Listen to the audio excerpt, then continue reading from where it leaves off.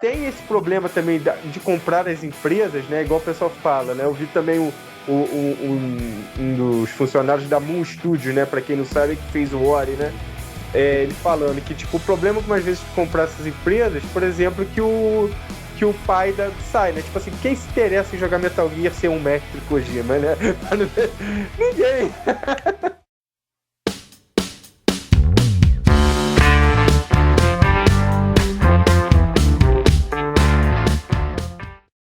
Fala, galera! Estamos prontos aqui para mais um Sextou Gamer.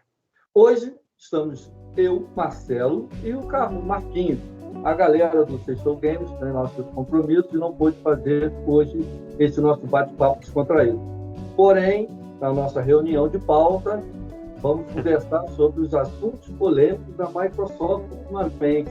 E aí, eu e Marquinhos aqui, ó, nós vamos trocar essa ideia e debater a opinião geral do Sextou Gamer. Apesar de só estar eu e o Marquinhos, isso não quer dizer que não está participando nos bastidores o Eliezer. Diretamente, né?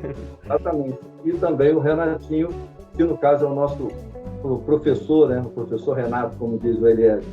E nós vamos começar esse bate-papo aí, dessas polêmicas sobre a Microsoft, que anda falando aí, fazendo demissões, cortando estúdio, e nós vamos falar sobre isso aí para ver como vai ficar o mundo dos games depois dessa polêmica que ela anda criando. Vamos começar a bater esse papo então, Marquinhos? Pode abrir o assunto aí, vai, começa a falar aí. Cara, Microsoft e suas bizarrices, né, cara? É difícil defender, não dá para passar pano, né? A indústria, né? Teve vários nomes da indústria aí que tiveram várias falas, né? Falando, por exemplo, da Tango, né, Gameworks, né, e da Arcane Studios, né, são estúdios que falam assim, cara, se eles fecham uma empresa dessa, cara, fala assim, não dá pra entender, cara, tipo, o Corey Barry falou também, tipo assim, os caras falaram, cara, tipo assim, tu tem um Royce, um dos produtores, por que você não vende ele em vez de jogar fora? Tipo, pô, cara, tipo assim, não dão nem a chance pros caras da Tango ali. Por exemplo, não, cara, ó, vamos tentar aqui, a gente não vai querer mais vocês, mas vamos ver se a gente vende aí, não precisa nem ser para uma Sony, de repente para concorrência direta, mas vende para uma outra empresa, pode ser uma Ubisoft, ou alguma coisa do tipo, né, cara? Os caras são bons, né, cara? Eles lembram o jogo mais bem avaliado ano passado do Xbox, o Wi-Fi Rush, né? E a bizarrice maior ainda, que no dia seguinte que fechou o estúdio, um dos diretores lá do Xbox falou, precisamos de mais jogos como o Wi-Fi Rush, mas fechamos, cara, os caras estão fumando, sei lá, cara, o que os caras estão fazendo, velho. É igual o nosso amigo Ney falou, que droga que os caras estão usando, cara, é bizarro, né? Comenta aí um pouquinho, Marcelo. Cara, o que acontece? Eu já acho até, apesar de eu concordar com a opinião do Royce, né, de vender e etc, faz maior sentido. Porém, cara, eu não consigo ver isso, no caso deles, funcionando. Tipo assim, não deveria vender realmente. Por quê? Já que tem as ferramentas, tem que manter. O problema não está nas produções, e muito menos nos produtores, nos estúdios. O problema, na minha opinião, está na administração, de como coordenar esses estúdios e como coordenar o negócio da empresa para fazer o que eles investiram gerar dinheiro, fazer com que produzam os jogos da maneira correta. Então, a falta de estabilidade interna da empresa é que é o problema. Acho que se alguém tivesse que ser demitido, não funciona. É outra coisa. É outra galera que tem que ser demitida. Mesmo os estúdios é a máquina, né, cara? Se você tem uma indústria, né, uma empresa, onde você precisa dos funcionários que seja para embalar um produto. Se você produz produto e não tem quem embala, o negócio não vai para o mercado. É a mesma coisa no caso dele aí. Você tem que ter toda uma equipe para fazer. E se algo está dando errado, é na parte administrativa, que, como a gente já vem falando várias vezes, né, a gente não consegue ter uma transparência, uma clareza de qual é o objetivo da Microsoft, né? Já são vários rumores que vêm correndo durante esse ano aí, né? Já desde o ano passado, mas agora ganhou mais força, de vai ser multiplataforma, Game Pass continua, não continua, né? Então, essa discrepância de opiniões e essas atitudes, como você acabou de falar, que o cara fala, eles mandam a galera do estúdio embora, né, desfaz, e no outro dia fala que aquilo que eles estavam produzindo é que era bom. É muito estranho. Né? Acho até que a gente pode dividir por pautas aqui, para a gente não se perder. Tá. Vou falar primeiro assim, sobre o Game Pass. Qual que você acha que seria uma estratégia, na sua opinião, né? A gente vai trocar uma ideia, que é uma opinião que a gente já falou lá nos bastidores. Sim. Uma opinião sobre o Game Pass em relação ao que está acontecendo agora. Eu sei que a gente já fala várias coisas sobre o Game Pass durante o percurso, mas qual seria a tua ideia em relação ao Game Pass no atual mercado deles lá? Cara, também é um ex-funcionário, né? Também é o que a gente já vem falando, né? Da Microsoft e da EA, né? Ele, até também numa reportagem, ele diz que foi um tiro no pé, o Game Pass, né? Que ele parecia interessante à primeira vista, né? E principalmente quando ele estava com crescimento, né? Então estava legal e tudo. Sendo que acontece, quando a Microsoft ela comprou a Bethesda, pagou 600 e poucos milhões e muito dinheiro, e depois a Activision, muito mais dinheiro, e não teve o crescimento no Game Pass, que antes era um problema. O Xbox, a marca Xbox da Microsoft, nunca deu muito dinheiro à Microsoft, mas nunca foi um problema ali, que a Microsoft é muito grande, tal. Mas depois que eles começaram a comprar a indústria, começou a ser um problema. Então, por exemplo, um jogo como o Wi-Fi Rush, que ele entra no Game Pass, ele tem uma impulsão muito grande no primeiro mês, ele fez sucesso, mas ele não tem fôlego para continuar, né? Porque você fechou ali. É até um medo, por exemplo, com o Hellblade 2, que está para ser lançado, né? A galera está fazendo até campanha para comprar ele em mídia física, para comprar ele na Steam, porque é um jogo de 5 a 10 horas que o pessoal vai fechar o jogo e vai meio deixar de lado, né? Então, eles estão com um problema muito sério aí de como gerir isso, né? Então, pelo que você falou aí, que eu também concordo, é só para a gente ilustrando a pergunta que supostamente alguém pode fazer em casa. Então, você acha que no caso do Game Pass, funciona bem o formato com jogo multiplayer? Um jogo que tem objetivo online, porque... Jogo de serviço, né? Isso, de serviço, porque ele tem sempre uma utilidade, né? Não vai ser o pessoal tá jogando. Um período que faz sentido. Um jogo que tem uma narrativa, você joga, fecha, depois não tem mais interesse. Então, o calor do momento no lançamento, todo mundo joga. E depois ele fica lá, literalmente, as moscas, né? E um jogo que é de serviço, que movimenta o Game Pass. Então, nesse caso, já que um jogo de serviço que movimenta o Game Pass, que tem um apelo também multiplayer, por que não o Call of Duty? Porque seria perfeito, entre aspas, mas aí tem um outro problema. Eu só dei a cutucada para justificar. Fala sobre, então, se funcionaria o Call of Duty. Cara, há uma discussão na Microsoft entre eles mesmos, né? Tem gente da Microsoft falando que, por exemplo, não deve ser lançado no Game Pass. A Sarah Bond, que é a diretora da divisão Xbox, fala que todos os jogos da empresa que eles compraram vão ser lançados no Game Pass, mas não está nada claro. Igual você falou muito bem no começo, você não entende a estratégia da Microsoft, tu só entende que eles estão fazendo burradas atrás de burradas. Isso aí tu entende. Toda fala, caraca, que animal, burro, idiota. É só isso que a gente entende. Mas não está claro, falar o que vai acontecer, né? Então, aí eles, tipo assim, o medo, o Call of Duty, como você citou, seria perfeito, mas tu vai arriscar uma franquia que tem um retorno certo. O Call of Duty é certo de botar no Game Pass, porém o Call of Duty a pessoa joga por ano todo, né? Tipo assim, igual eu falei do Hellblade 2 e Hi-Fi Rush, eles são jogos, por exemplo, tu pode assinar um mês a Game Pass, fechar e cancelar a assinatura. Então, o negócio de jogo... Ele joga num dia. O negócio de jogo de serviço é isso, tu continuar assinando, porque você precisa do jogo que tu jogando toda hora, precisa do Game Pass, né? Agora, se quiser adicionar alguma coisa aí. No caso, aí agora você completou a ideia do raciocínio de que seria o melhor formato o Call of Duty estar no Game Pass. Porém, a gente sabe que a receita do jogo é muito grande. Quando multiplataforma, Vamos botar aqui, 1/3 das vendas estava no Xbox, que fosse dividido entre né, PC, PlayStation e Xbox. 1/3 do valor total estava no Xbox. A partir da hora que você bota ele no Game Pass, isso já some dessa fração, né? Essa fração numérica de recolhimento. Tendo em vista que o investimento na compra do estúdio é muito grande, realmente fica muito complicado você botar um título de peso que movimenta um dinheiro de imediato para um sistema de serviço que você já tem ali o seu cliente, né? O cara já está pagando. Não houve um estímulo, né? Porque uma das grandes críticas em relação ao Game Pass nesse período aí, né? É que não houve um estímulo para novos usuários, né? Novas assinaturas. E aí, poxa, tu pensa, aquele dinheiro que está gerando é aquele que já está sagrado.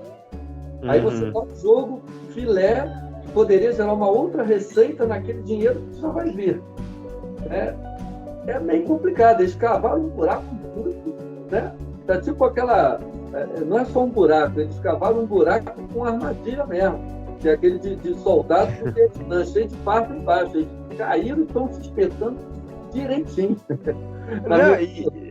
E aí a gente não sabe, tipo assim, teoricamente, se tu bota o Call of Duty no Game Pass, aumentaria os assinantes, né?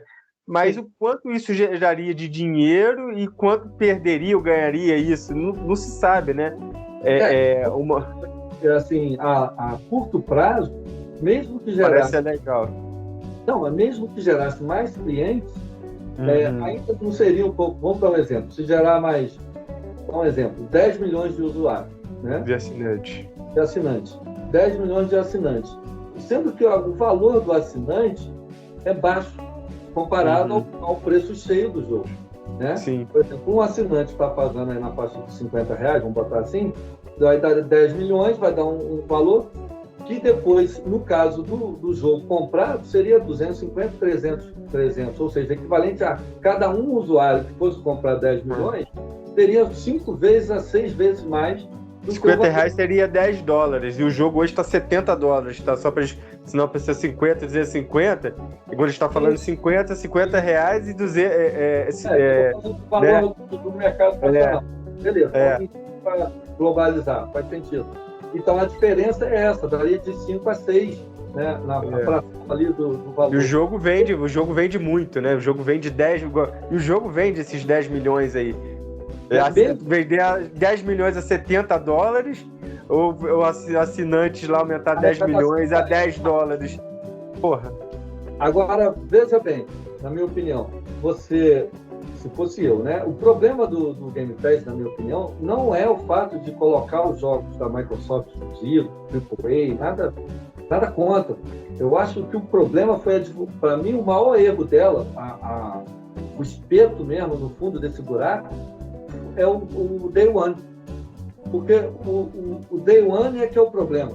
Porque se você faz o lançamento de um jogo AAA e eles tivessem uma margem de 6 meses, já estava bom, porque eles iriam arrecadar de quem estivesse disposto a pagar o jogo cheio, e aquelas outras pessoas que estavam na expectativa continuariam jogando, alguns assinantes depois, para ter o direito ao jogo, e estimular, manter o Game Pass funcionando, e continuaria arrecadando. Mas como criou essa divulgação dos exclusivos, não sei o que, Day One, aí ela foi só se enforcando a cada vez mais, né? E adquirindo esses estúdios com títulos bons, que têm apelo comercial, valor alto, né, foi pago, para oferecer Day One. Nossa, cara, aí imagina os acionistas lá, devem ficar desesperados. Porque imagina, quando você começa a calcular quanto tempo vai demorar para você retomar esse valor para depois pensar no lucro. Cara, e acionista quer lucro, ele não quer valor de volta, ele não está aí para trocar moeda. Né? O Starfield e o Redfall foram 2 jogos que eram uma esperança da Microsoft ano passado de aumentar assinantes, mas tu vê, mesmo os jogos, Redfall foi um fracasso forte no mercado, muito ruim. O Starfield não chegou a... teve reclamações, mas não chegou à expectativa de ser, por exemplo, um GOT da vida, igual muitos estavam esperando. Ficou naquele jogo mediano ali, teve bastante jogadores, muitas pessoas jogaram, mas isso não mexeu na base de assinante. E aí eu acho que converge com o que você falou aí, né? Que, cara, será que não seria melhor realmente... Pô, e sem assim, não precisa ser data certa 6 meses, uma surpresa. Ó, um dia vai sair esse jogo aí, pode ser 6 meses, 1 ano, porque é pro cara que tá ansioso pra jogar o Starfield, comprar o jogo, né? E é complicado, cara, e é um negócio que não tá batendo, cara, não fecha essa conta, né? E as estratégias estão tão alienadas que até o próximo consumidor, o fã, né? Não é o consumidor, o fã. O consumidor é a galera que vai para onde, né? O fluxo caindo, ele vai no ritmo, né? Mas o fã, ao ponto de chegar a falar para não comprar o Hellblade, quer dizer, não jogar no Game Pass, venha comprar, para você ver, o próprio fã, que era o que mais apoiava o Game Pass, de vantagem, quando ele vê o desespero de que a empresa pode estar pulando de cabeça mesmo, o cara chega a contradizer ele mesmo. Fala, não, galera, vamos dar uma moral, vamos pagar valor cheio. Para você ver, o fã ele tem a alma, né, vinculada à empresa mais do que as pessoas que estão lá. Porque quem tinha que ter essa preocupação de ter esse equilíbrio de bom senso, tinha que partir dos acionistas. Pô, gente, vamos fazer isso aqui, que essa estratégia vai ser melhor a longo prazo para o próprio fã. O fã, na hora, pode criticar, mas me falou que é assim, tem um ano. Não, cara, vai por mim, que é melhor assim. Quem estiver esperando pelo Game Pass vai poder jogar, que nós vamos botar, mas quem tiver a oportunidade de querer jogar logo nos primeiros dias, é melhor comprar o título e jogar, se divertir, vale a pena. Pá. Pô, tem que ter e a transparência, né? Jogar limpo, falar, gente, ó, um jogo single player como Hellblade 2 com alta tecnologia, como parece que ele tem, vai ser um gráfico fantástico, ele fica complicado de lançar no Game Pass. Então não vai ser, pode ser até algum outro jogo aí Day One, assim, de serviço, seja lançado lá, mas jogos assim, pra gente poder manter poder fazer mais jogos, ele não vai sair no Day One, joga sincero, né? E tu já vê notícias que a Microsoft ficou muito encorajada pela recepção dos seus jogos em outras plataformas. Porque tá vendendo, né? O Sea of Thieves foi bem, né? Então, cara, e em contrapartida também teve a outra notícia que eles querem aumentar o Game Pass também, porque eles não sabem o que faz. Eles estão atirando pra tudo quanto é lado. Tem uma estratégia que, na minha opinião, por exemplo, eu não acho legal. Eles têm que ser francos. Eu acho que o pior, na minha opinião, a pior estratégia é aumentar o preço do Game Pass. Porque o que acontece? Eles estão tirando a responsabilidade deles e jogando em cima das pessoas que são os caras que apoiam ele, cara. Entendeu? Tá jogando na conta do usuário. E a estratégia deles é que foi mal feita, entendeu? Eu acho que, em respeito ao assinante, eles deveriam manter o valor e ser mais transparente nisso, como a gente falou. Falar, para não aumentar o valor da assinatura, nós vamos passar a alguns títulos não ser oferecidos no Day One, justamente para poder compensar o custo, porque são jogos que têm esse sistema, assim. Eu acho que o fã iria ser... entender. Seria melhor do que forçar o cara, poxa, que gosta, que tenha, né, que já vem com um carinho ali pagando a sua... Eu acho que ele ficaria mais feliz de manter o jogo exclusivo e pagar por ele, o Hellblade é a prova disso aí, do que lançado na outra plataforma. Ou então, pior ainda, fechar o estúdio. Que quem não ficou puto com fechar a Tango e a Arkane, né? Teve mais 2 estúdios fechados lá, agora não me recordo o nome. Cara, é um absurdo, cara. A Arkane Studios teve o fracasso que foi o Redfall, mas ela teve o Dishonored, muito bem aceito no mercado. Eu fechei o 2, achei bem legal. O Deathloop também, que foi bem aceito, ainda não joguei, tem ele lacrado aqui. Mas assim, é um estúdio também que tem um conceito no mercado. A Tango nem se fala, né? Tem esse problema também de comprar as empresas, né? Igual o pessoal fala, né? Eu vi também um dos funcionários da Moon Studio, né? Para quem não sabe, que fez o Ori, né? Ele falando que, tipo, o problema com, às vezes, tu comprar essas empresas, por exemplo, que o pai sai, né? Tipo assim, quem se interessa em jogar Metal Gear ser um mestre Kojima, né? Ninguém! Tem que falar, né? Ele falou, mas ele falou isso na reportagem. Não sou eu juro que não fui eu. apesar de ter franquias como Resident Evil, ele até cita lá, tipo, o Shinji Mikami saiu e a série continua um sucesso e tal, mas, tipo assim, tu vê jogos da Blizzard lá como Diablo 4 e outros jogos, tu vê que o Diablo 4 não foi tão bem aceito, porque os pais saíram, né, da empresa, né, a Rare, tu vê o que eles fizeram com a Rare. O pessoal saiu da Rare, então a Rare só ficou um nome. É complicado também essa compra das empresas, gastar esse dinheirama toda e não ter uma administração pra galera ficar lá, pra galera motivar a galera a não sair do estúdio, porque pela política deles parece que é muito ruim e a galera, tipo assim, cara, vamos embora que não tem como trabalhar com vocês. Mas agora, mais um assuntozinho aqui, daqui a pouco a gente... Pra gente encerrar. O que você acha, então, dentro dessa loucura toda que a Microsoft anda fazendo, né? Entre essas supostas estratégias que a gente comentou aqui, de não ter Day One, fazer o jogo independente da plataforma, ou literalmente disponibilizar o sistema, o Game Pass multiplataforma, e distribuir como uma empresa multiplataforma e meio que largar de banda o sistema de hardware em si e passar a ser uma empresa multi. O que você acha? Tem também um ex-funcionário, uma outra reportagem aí que ele fala que não é mais Xbox Studio, é Microsoft Game Studio, né? Então, eles também... Dá pra ver que lá dentro tem uma discussão, tipo assim, o pessoal tá brigando, tipo assim, lá, ó, tem que lançar multiplataforma, o outro fala, não, tem que ser exclusivo. Então, eles estão assim, o primeiro passo é botar os jogos dele para vender sem ser o Game Pass. Mas eu não vejo futuro tão distante do Game Pass em si, se esse lance de vender os jogos dele para as outras plataformas não der muito certo, eu não duvido eles apostarem no Game Pass, no videogame da Nintendo ou da Sony no futuro, não. Eu nessa hipótese de multiplataforma, eu faria o seguinte, para não perder a identidade, eu faria o contrário do que ela anda fazendo. Tipo, não de lançar os jogos AAA dela exclusivo em outra plataforma. Eu preferia lançar o meu catálogo Game Pass em outra plataforma e manter os exclusivos na plataforma nativa e lá no futuro... Que o cara vai ter que assinar o Game Pass dela, né?